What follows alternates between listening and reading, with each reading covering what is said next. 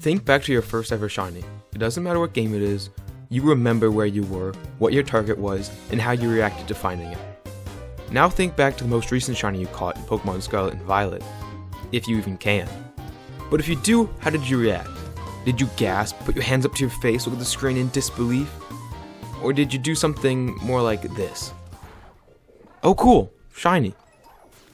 Nice, it only took about 6 minutes off the sandwich.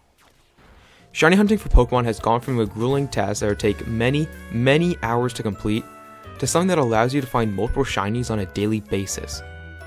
But the most important question here is if this is a good thing, or if this lessens the value of shinies as a whole. First off, when I say a shiny's value, I'm not talking about monetary value, since they have none. Don't believe what eBay says, everything there is hacked. I'm really referring to the value that shinies give to the person who finds them. No matter what anyone says, having a shiny that you've spent 10 hours trying to find, nicknaming it, and training it up has infinitely more value than if you were to get surprise traded the same Pokemon nicknamed hackedmons.com with perfect stats and at level 100. Most people would probably release it, I know I would. So it's interesting to see that in this day and age of Pokemon, you can find shinies roughly the same rate you'd find hacked shinies on surprise trade, if you were to use a Sparkling Power 3 sandwich. Which now goes back to my previous point. We can remember the awe of finding our first shiny, but struggle to care about our most recent shiny we found. How did we get here? From over 25 years of Pokemon, how did shinies become insanely rare trophies to little neat novelties? I think we need to start from Generation 5. Prior to Black and White 2, every Pokemon you would encounter, barring a few circumstances, would be at the base 1 out of 8192 odds. However, Black 2 and White 2 would forever change shiny Pokemon with the introduction of the shiny charm. This key item would triple the odds of finding shiny Pokemon. Although it didn't stop there, the next year would see the most drastic change on shiny Pokemon as a whole. Pokemon X and Y would cut the odds right in half to the new base of 1 out of 4096. Generation 6 is where shiny Pokemon had begun to become more mainstream. Shinies were no longer secret from the player, but were now given to trainers, and combined with the lowered odds, the return of the shiny charm, and various new methods, shinies became easily accessible to players all around the world. This would spark the surge of YouTube videos and live streams of shiny hunting and reactions.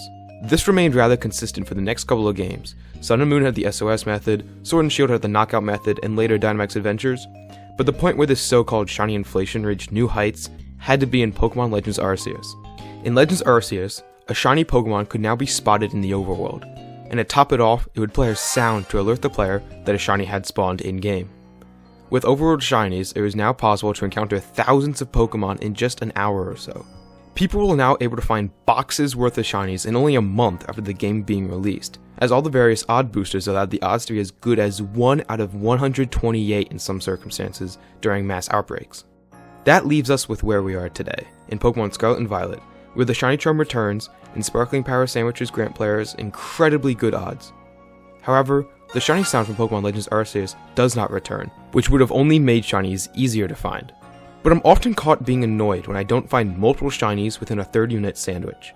I don't know, maybe Game Freak is just trying to compensate for the people of the world's attention spans being lowered by the likes of TikTok and YouTube Shorts. So are shinies losing their value? Yes and no. No matter what, finding a really cool shiny, or finding a shiny in an interesting way, will give that shiny worth to the player. But I do think that the current way of shiny hunting in general is really contributing to the insignificance of most shinies. And some days, I do hunt in older games, as it's refreshing to take things slow and find shinies one encounter at a time. If you liked the video, please consider subscribing, as I'm really hoping we'll be able to hit 1,000 subs by the end of summer. I know it might be a far reach, but I think it's possible if I keep improving the quality of these videos. But anyway, thanks for watching, and I'll see you next time.